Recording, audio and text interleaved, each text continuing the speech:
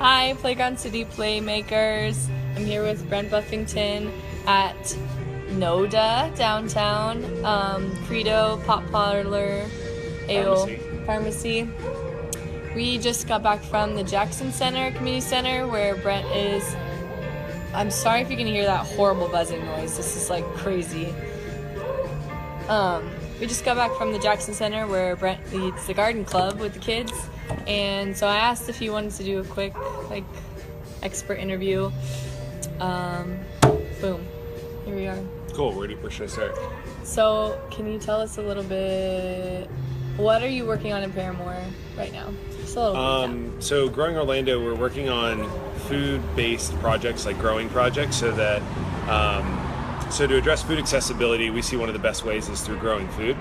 And so, we have a site, Quarter Acre Farm site on West South Street, where we grow food and also have volunteers come out, learn with us. And then through working with Downtown Credo, who we were part of the inaugural group about 3 years ago, I guess, for Rally Makers, and got started with some mentorship and funding from them. And so we're close with them, and they work at the Jackson Center a lot through a couple different projects. They've had like sewing club and help with the cooking class and everything else there. And so when we found out that there was a bunch of empty garden beds that had previously been there, with some garden beds that had been in use but were no longer in use, we decided to jump in and kind of start growing with the kids. So from the get-go, our objective was to let the kids own the garden entirely as far as what was happening. So we were more facilitators and mentors and let them decide what would be planted. So it's now we started last spring. So going into this season, we are now working with Orlando City Soccer Foundation, and probably in the next few weeks or so we'll be redoing the garden space, taking out some hedges, putting in some fruit trees, putting up a fence. That was a big thing that we had an issue with, was some vandalism, because it's in a public park. There wasn't anything really blocking off or protecting the garden space. So I'll have a fence, a direct water line, so they don't have to carry literal watering cans over. And then just some beds that will be theirs, and so it'll be nice to have a little composting station as well too. It'll be a nice little garden space for them. So cool. So you said you've been doing it from last spring, basically. Yeah. Right? So this is kind of the second season with them. And how has it been? Are the kids excited? How has it been consistent? It's been good. The kids are definitely really cynical when it comes to the vandalism element, because they, when I told them we were going to put a fence up, they were like, oh, they'll just jump the fence. But what we've kind of seen is, if it's easy to get into and kind of mess around with, people will mess around with stuff. Yeah. But if it's, if you kind of put a blockade of sorts, it's going to be a tall fence, like an 8-foot high fence, it's just going to deter it a little bit. So hopefully, knowing that the space will be protected, they'll be more excited to kind of get in. And then what's nice too is, so with the Soccer Foundation, who has a health fitness side, and then also Emily, who's the cook there, she does a once-a-month cooking class. Mm-hmm. They're going to be able to take the produce that they grow there and join the cooking class and cook with the food that they're growing.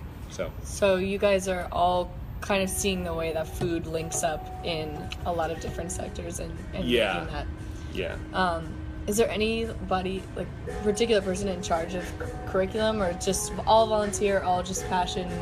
Or people who are interested? Orlando City Soccer has curriculum for their fitness side, and they have the people who run their classes. They make sure that they always talk about or push some kind of always have breakfast every day. Here's why it's important, In the cooking class, she focuses on things that are pretty easy and simple, things that have basic ingredients. So it's not like a really complex dish. It's something that they can cook and eat that in the same 30 minutes or an hour, or however long she's there. Skins. Yeah, they did potato skins recently.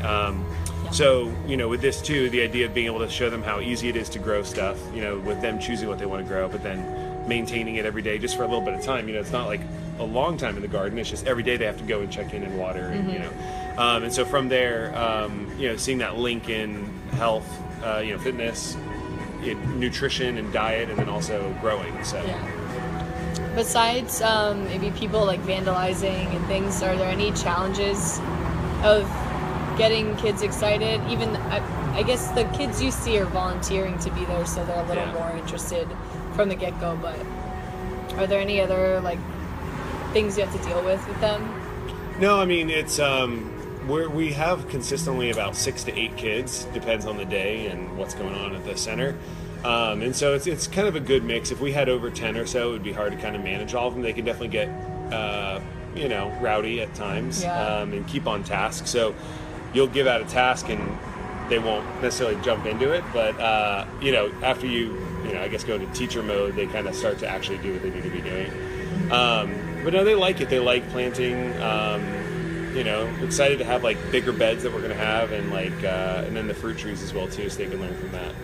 And then how did you get in the mindset of teaching and like planning the activities that you guys would do? Is that something you have to consciously think of, or is it kind of... I would like to do a little bit more curriculum based. So I've done some research and found some other curriculum that exists online from like the USDA and a couple other places, and found activities. The problem is most of the activities are geared towards kids. So our kids are more 5th grade, 6th grade age. So most of the activities are very for children, like little kids.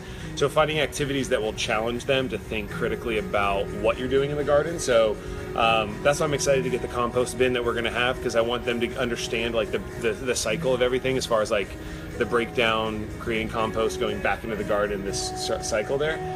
We've done a couple like worksheet activities, but part of what we wanted to do is avoid doing classroom work and do more hands-on work. So always just learn through doing. So we kind of, in the facilitation side, it's less about coming and just standing there and talking to them, but more so like helping to foster a conversation about what we're doing. And so being there to make sure they don't make big mistakes, but also let them make mistakes and be like, so because you did that, here's the ramifications of it, but you've learned from that action and you're going to move forward with it too. So Cool. yeah.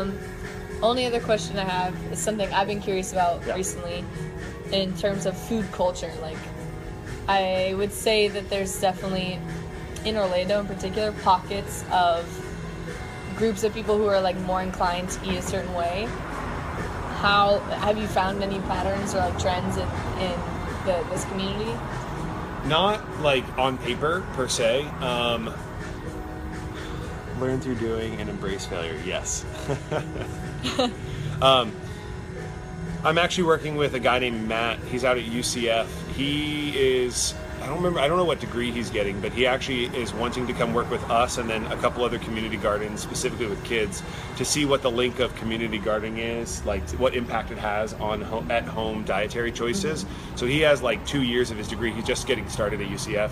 And so he wants to like basically do this over the next at least year to possibly 2 years. Cool. And so he wants to use our garden, maybe New Image Youth, or maybe a couple other gardens that are in the area to see, is there an impact from kids being at the garden and either seeing a shift in their diet at home, encouraging things that happen with their family. I mean, I think that's where like the hard part is that parents tend to be the decision makers when it comes to the meal making process. Yeah. But at least I know there's things that when I was a kid I did and have stuck with me. So hopefully kind of the knowing that how easy it is to do it. It's very simple in the sense of like once you understand what's happening, the process, you can do it again.